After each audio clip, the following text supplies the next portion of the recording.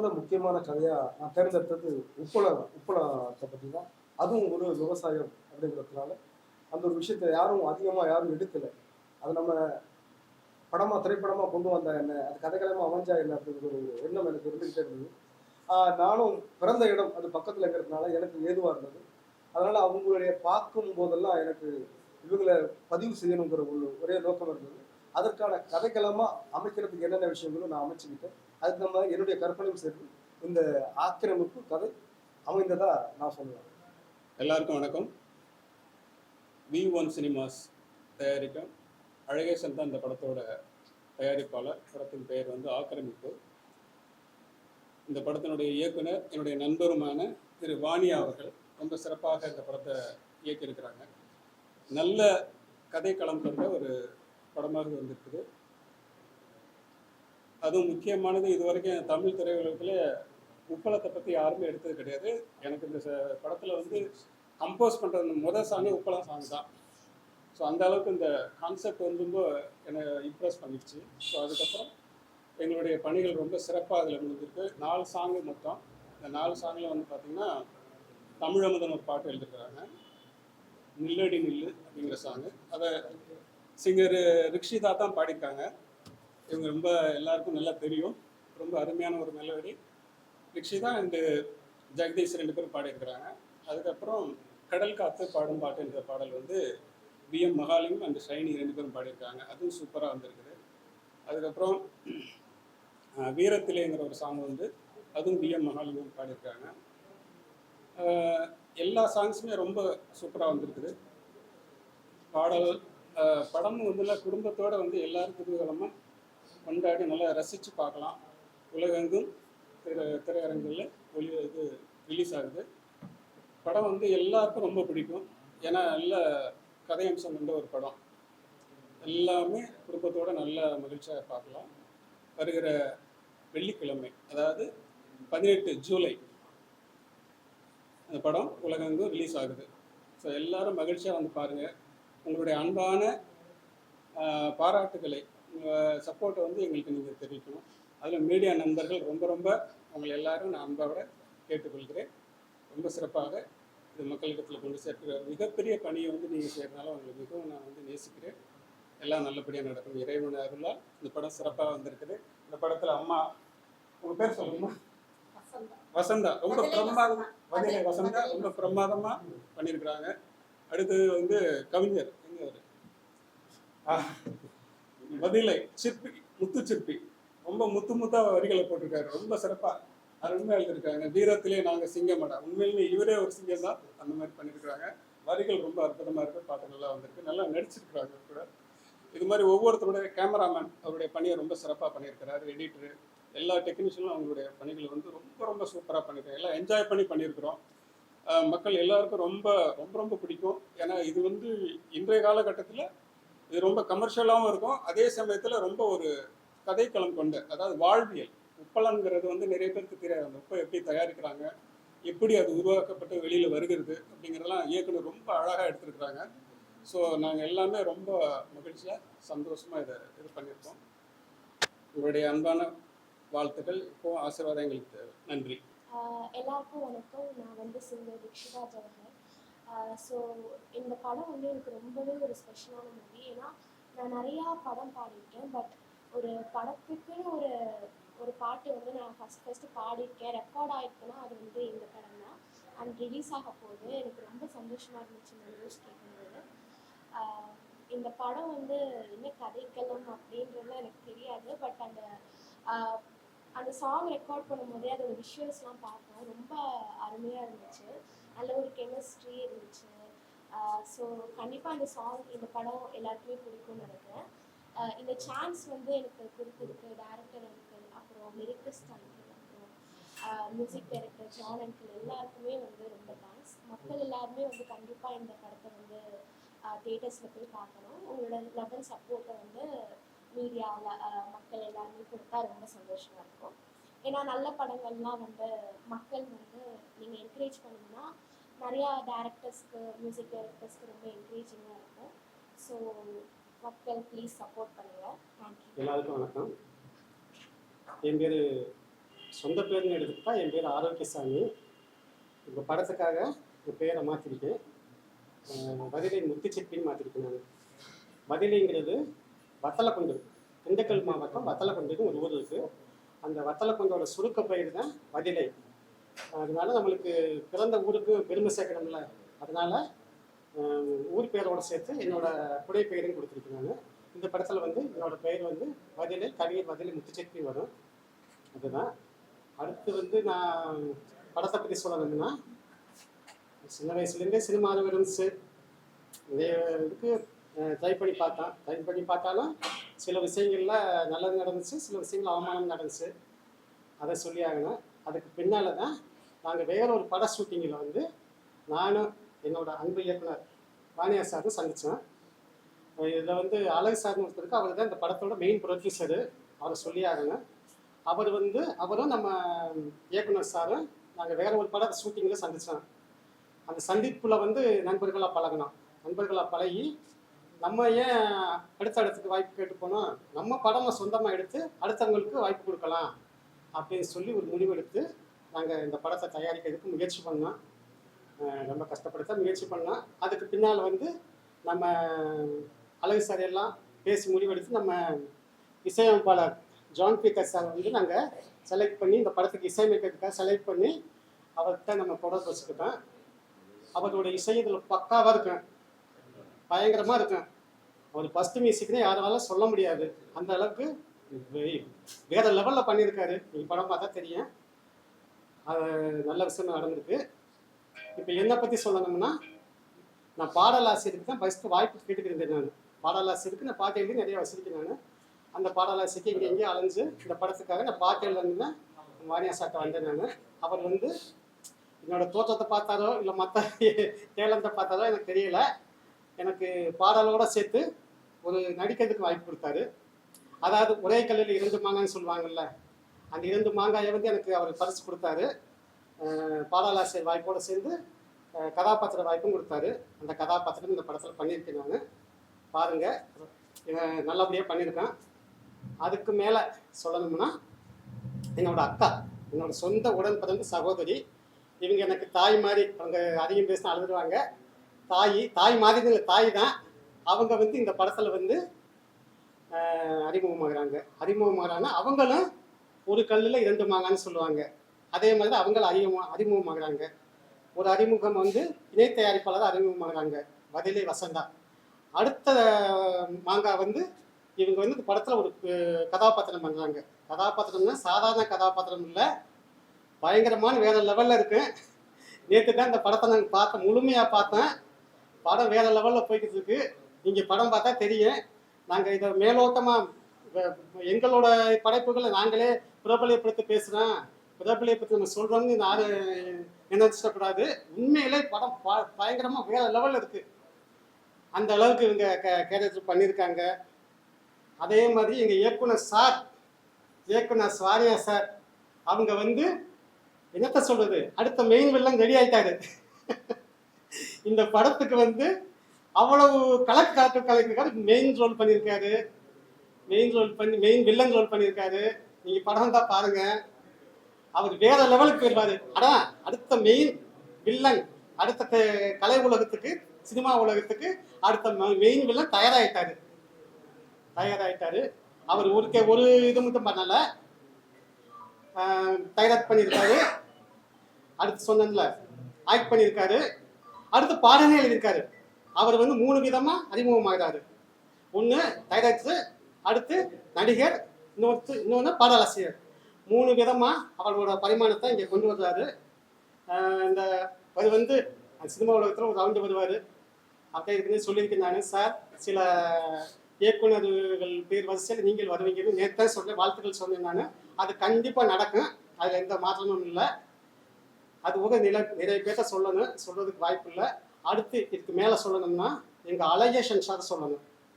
Alagesan sir வந்து அப்படிப்பட்ட உழைப்பாளி. அப்படி ஒரு உழைப்பாளி என்னோட அனுபவத்துக்கு நான் இது வரைக்கும் நான் பார்த்ததே இல்லை.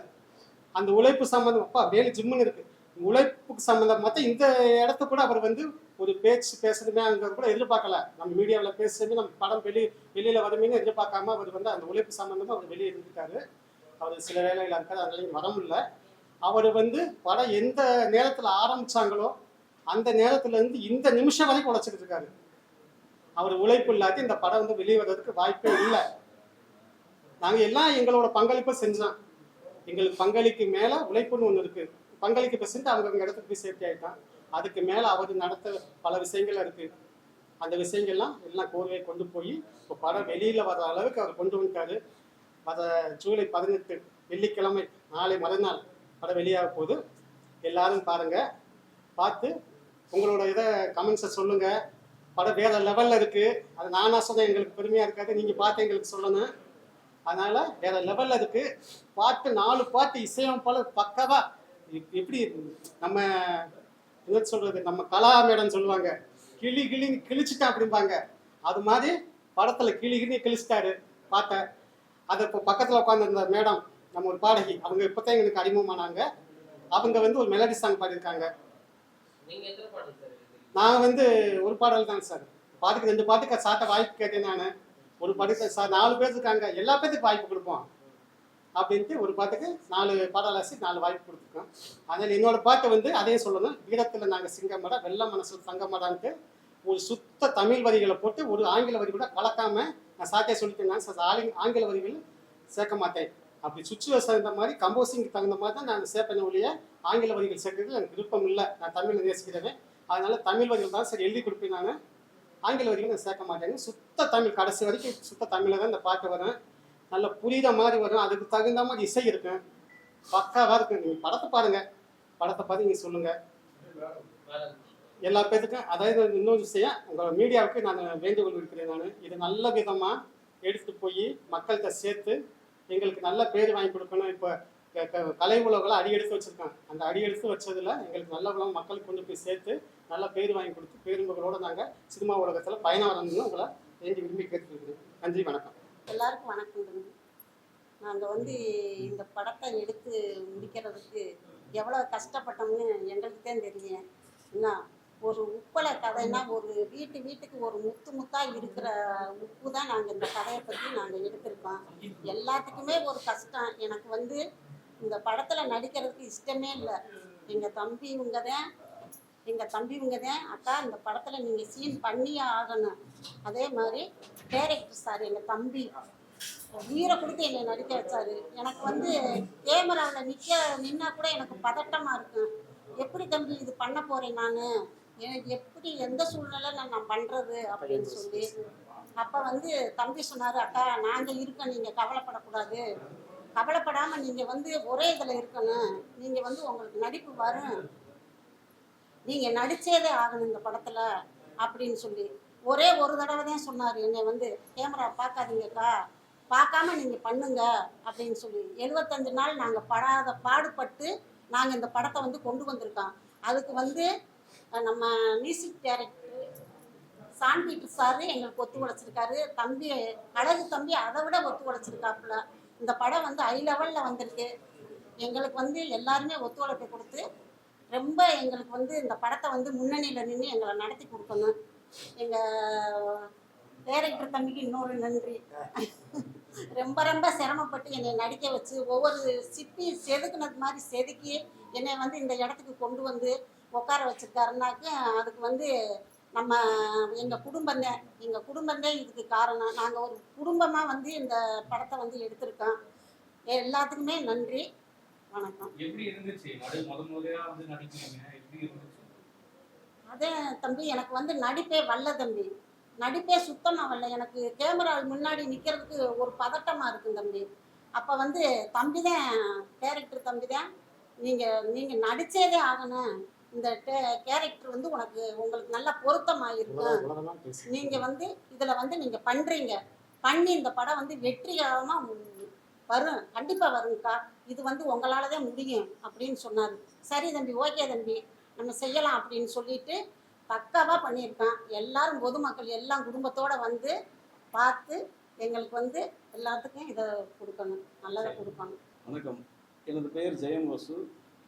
ஆக்கிரமிப்பு இந்த அருமையான படத்தில் வந்து ஒரு பாடல் எழுதுறதுக்கு வாய்ப்பு கொடுத்த இசையமைப்பாளர் ஜான் பீட்டர், அவானியா சார் டைரக்டர், 2 பேருக்கும் முதல்ல நன்றி தெரிவிக்கணும். தயாரிப்பாளர் அம்மா ரொம்ப கஷ்டப்பட்டு இந்த படத்தை எடுத்துருக்குறாங்க. ஆடியன்ஸ் சப்போர்ட்ஸ் கண்டிப்பாக வேணும். உங்களுடைய ஆதரவு தான் எங்களுடைய வெற்றி. இந்த படத்தில் அந்த பாடல் சுச்சுவேஷன் சொல்லும்போது என்னுடைய கலைக்கூடல் தான் ரெக்கார்டிங் நடந்தது.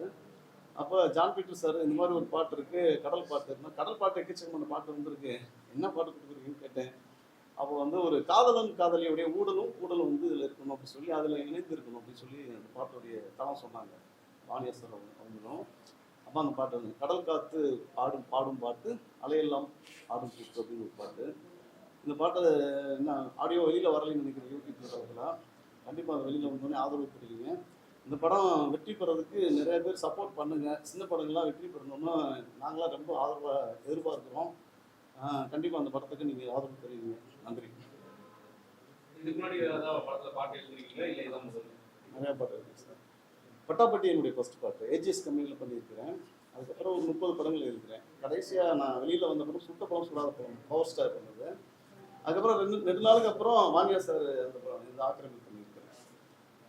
அதுக்கு இடையில வந்து நிறைய ஆல்பம் பாடல்கள் எழுதியிருக்கிறேன். அது வந்து யூடியூப் தளத்தில் இருக்கிறதுனால வெளியில் ஞாபகம் இல்லை. கிட்டத்தட்ட 450 பாட்டு எழுதியிருக்கிறேன். மொழி மாற்று படங்கள் மட்டும் ஒரு 50 படங்கள் எழுதியிருக்கிறேன். தான், சிறுத்தை புலி, டைகர் விஸ்வா, இந்த மாதிரி மொழி மாற்று படங்கள் 50 படங்கள் எழுதியிருக்கிறேன். நான் ரொம்ப நாள் விட்டுட்டேன். 2013 பாடலாசிரியர்ன்றதை விட்டுட்டேன். இப்போ நல்ல வாய்ப்புக்காக காத்துட்டு இருக்கிறேன். இந்த படம் மூலமா எனக்கு மறுபடியும் ஒரு மறுபிரவேசம். ஆமாம் சார். அரசியல் களத்துல இருந்து ஆக்கிரமிப்பா இல்ல லேண்ட் ஏதாவது ஆக்கிரமிப்பா அந்த மாதிரியான கதை சொல்லலாம்? இல்லை அது மாதிரி இல்லை. ஒரு 20 நபர் ஒரு தலைவர்கிட்ட வேலை பார்த்தா அவருடைய கட்டமைப்பு இருக்கும் இல்லையா, இப்படிதான் செய்யணும், இப்படிதான் போகணும் அப்படின்னு சொல்லிட்டு, அது மாதிரி ஒரு கிராமமே ஒருத்தர்கிட்ட இருக்கும்போது அவருடைய ஆக்கிரமிப்பா மாறுது, அவருடைய கட்டுப்பாட்டுக்குள்ள போக வேண்டிய சூழ்நிலை வருது. அதுதான் அந்த கதை தரும் ஆக்கிரமிப்புன்னு வச்சிருக்கு. எல்லாம் நம்ம கிராமத்துல எடுக்கப்பட்ட படம். கிராமத்துல நடக்கிற கதைனாலே ஜாதி பின்னணியை கொண்டு வருவாங்க. ஜாதி முக்கியமான ரோல் ஏதாவது பண்ணிருக்கோம்? இல்ல சார், அந்த அடிப்படையில் எதுவுமே கிடையாது. மனிதன் பணம் படைத்தவன் பணம் இல்லாதவன் இப்படிதான் போயிருக்கு, உழைப்பாளி முதலாளி இப்படிதான் போயிருக்கு தவிர ஜாதி அடிப்படையில இது வந்து நாகை மாவட்டம் வேதாரண்யம் வட்டம் கோடியக்கரை அகஸ்தியம் பள்ளியை சார்ந்த உட்பலங்கள் தான் எடுத்திருக்கோம். அங்கதான் அந்த இடம் இருக்கு. இல்ல சார், எல்லாம் கற்பனையா கதையாவே நடந்துகிட்டு இருக்காங்க, எடுக்கிறாங்க. அதை வச்சு நம்ம கற்பனையா எடுத்துக்கிட்ட கதை தான். இல்ல சார், ஹீரோ வந்து முக்கியமான வேலையா எல்லாம் பண்ணிட்டு இருக்காரு. இந்த படத்தோட இன்னும் வேலைகள் நிறைய இருக்கு. அவருக்கு வருகிற 12ஆம் தேதி ரிலீஸ் உலகம் அப்படிங்கிற காரணத்தால அவருடைய வேலை எல்லாம் அவரே செய்ய வேண்டிய ஒரு காலகட்டத்தினால நீங்க பார்த்து பண்ணிக்கிட்டு இருக்கீங்க. நான் வந்துடுறேன், எப்படி வந்துடுறேன், இணைய முடிஞ்சா இணைஞ்சிடறேன், இல்லைன்னா நம்ம பார்த்துன்னு சொல்லியிருக்காரு. இருந்தாலும் இந்த நேரத்தில் அவர் மூலியமா உங்களுக்கு நான் வந்து சந்தோஷமா நன்றியை தெரிவிச்சுக்கிறேன். இந்த படம் வந்து கிட்டத்தட்ட ஒரு 68 நாள் கிட்ட போயிடுச்சு. 68 நாள் போகுது. நீங்க ரிலீஸ் பண்ற அதே டைம்ல கிட்டத்தட்ட 11 படம் ரிலீஸ் ஆகுது. அதுல இருந்து இது எந்த அளவுக்கு தனித்துவமா தெரியும், எந்த அளவுக்கு மக்கள் வந்து பார்ப்பாங்க? இந்த களம் வந்து யாரும் எடுக்கல சார். நிறைய விவசாயம் பத்தி எடுத்திருக்காங்க, அறுவடை பத்தி எடுத்திருக்காங்க, ஏகப்பட்ட இது வந்திருக்கு. ஆனா உப்பளம்ங்கிற கதை பாட்டு மூலியமா போயிருப்பாங்க, மேலோட்டமா இருந்திருக்கும். ஆனா யாரும் இதை பத்தி ஆழமா சொல்லப்படலை, கதையா சொல்லலை. அதனால இந்த களம் நம்ம எடுத்துக்கிட்டா நல்லா இருக்குன்னு சொல்லிட்டு, நல்லா இருக்கிறத விட அதுல ஒரு வாழ்வியல் இருக்கு. அந்த மக்கள் போடும் ட்ரெஸ்ஸா இருக்கட்டும், நடவுடை பாவனையா இருக்கட்டும், அங்க பார்த்தா அந்த இடத்துக்கு பார்த்தாலும் நீங்க வரிசையா அந்த உப்பளம் அன்னக்கூடையில தூக்கிட்டு போகும்போது ஒரு அழகு இருக்கும். அதே ஒரு கவிதை சார், அப்படிதான் இருக்கும் அவங்க போறது. அவர் பாட்டு பாடிக்கிட்டு போவாங்க, ஏதாவது ஒரு நகைச்சுவையா நகையாட்டி வேலை பண்ணுவாங்க. அவங்க வேலை சுமை தெரியாத அளவுக்கு எல்லா விஷயமும் கையாளுவாங்க. அது ஒரு வாழ்வியல் தான் சார், நல்லா இருக்கும். அந்த நேரில் பார்க்கறது தான் சந்தோஷமா இருக்கும். அதை நாங்கள் இதில் பதிவு பண்ணியிருக்கோம். மக்களாகிய நீங்களும் சரி, மக்களாகிய அவங்களும் சரி பார்த்துட்டு ஒரு சொன்ன நல்லா பார்க்கும்போது எங்களுக்கு அந்த சந்தோஷம் இருக்கு. படத்துல நீங்களே வில்லன் ரோல் பண்ணிருக்கிறதா சார் சொன்னாங்க. ஆமாங்க ஆமா. ஏன் வெளியாட்கள் கூப்பிடல, நீங்களே பண்ணீங்க? நடிக்கிறதுக்கு ஆசை தான் இருக்கா? இல்லை, இருந்தது. நான் நடிக்கிறதுக்காக தான் இந்த மீடியாவுக்குள்ள வந்தேன், நம்ம திரைத்துறைக்கு வந்திருந்தேன். அப்புறம் அதை பத்தி இல்லை, அப்புறம் என்னுடைய நண்பர் சொல்லியிருந்தார் வந்து நீ இயக்குனரா, நீ என்ன வேணாலும் செஞ்சுக்கலாம் அப்படின்னு சொல்லியிருந்தாரு. அதன் மூலியமா நம்ம வந்து ஏற்கனவே நமக்கு கதை உருவாக்கம் கொஞ்சம் தெரிஞ்சிருந்தாலும் நம்ம உதவி இயக்குனராகி அதன் பிறகு தான் நான் இயக்குனராக மாறதுக்கான ஒரு சந்தர்ப்பம் எனக்கு கிடைச்சது. இது ஏற்கனவே நான் ஒருத்தர்கிட்ட சொல்லியிருந்தேன், இந்த கதை அவர் தான் வில்லனா பண்ணணும்னு சொல்லியிருந்தேன். அவரு தான் அவரே நான் ஃபாலோ பண்ணிக்கிட்டு இருந்தேன். அவருக்கு நம்ம ஷூட்டிங் டயத்தில் அவருக்கு படம் பெரிய கம்பெனி ஒன்று வச்சதுனால இந்த கதையை அவரால் பண்ண முடியல, இந்த கேரக்டர் அவரால் சரி வேற யாராவது பண்ணுங்க அப்படின்னு சொல்லிட்டு எனக்கு ஒன்று வரதில்லை நீ பண்ணுங்க அப்படின்னு சொல்லிட்டு சொல்லியிருந்தார். வேற யாரும் போடுறதுக்கான அந்த சூழ்நிலையில் இல்லாத காரணத்தால் நானே பண்ண வேண்டிய சூழ்நிலை நான் ஏற்படுத்தி. ஆமாம், வர வெள்ளிக்கிழமை 18 ஜூலை 18ஆம் தேதி ரிலீஸ் ஆகுது. மக்களாகிய அனைவரும் எல்லாரும் ஒத்துழைப்பு தருமாறு உங்களுடைய பணிமுன்போடு நான் கேட்டுக்கொள்கிறேன். ஸோ வேற யாராவது பெரிய ஹீரோக்கு அப்ரோச் பண்ணீங்களா கதையில, இல்லை ஸ்டார்டிங்கே இப்படிதான் இருக்கு, இல்லை அடுத்த படம் வேற ஏதாவது பெரிய ஹீரோக்கு பண்ணுறீங்க? இல்லை பெரிய ஹீரோ பட்ஜெட் வாங்க அப்படி இருக்கிறதுனால நம்ம கதை தான் ஹீரோவை மையப்படுத்தி சரி இப்படியே நம்ம போயிடலாம் இருக்கிறோம். நம்ம போட்டிருக்கோம், ஆர்டிஸ்ட்டும் போட்டிருக்கோம். இதில் வந்து நம்ம வாழ்ற வெற்றிகள் நடித்த வந்து நம்ம நிர்மல் பண்ணியிருக்காங்க, அப்புறம் தீபா சங்கர் அக்கா பண்ணியிருக்காங்க, அப்புறம் சுமதி அக்கா பண்ணியிருக்காங்க, விஜய் சத்யா அண்ணா பண்ணியிருக்காங்க, ரஞ்சன் பண்ணியிருக்காரு. இப்படி முன்னாடி நடித்த ஜாமான்லாம் இதில் பண்ணியிருக்காங்க. இருந்தும் புதுமுகங்கள்லாம் நான் அறிமுகப்படுத்தியிருக்காங்க. இவ்வளோ ஆர்டிஸ்ட் இருந்தும் பெரிய படத்துக்கு தான் யாரும் வர மாட்டாங்க பார்த்தா இந்த படத்தோட ப்ரமோஷனுக்கும் யாரும் வரலையே, இது எவ்வளோ கஷ்டமா இருக்கு. எல்லாரும் வேலை இங்க இருக்கிறவங்க தான் எல்லா வேலையும் செய்ய வேண்டிய ஒரு காரணத்தால ஒவ்வொருத்தருக்கும் அந்த வேலையை உட்படுத்திட்டு இருக்கிற சூழ்நிலை நம்ம மட்டும் சரி இருக்கிறவங்க மட்டும் பயன்படுத்தி போகிறது தான் இங்கே நாங்கள் வந்திருக்கோம். உங்களை சந்திச்சதுல மகிழ்ச்சி.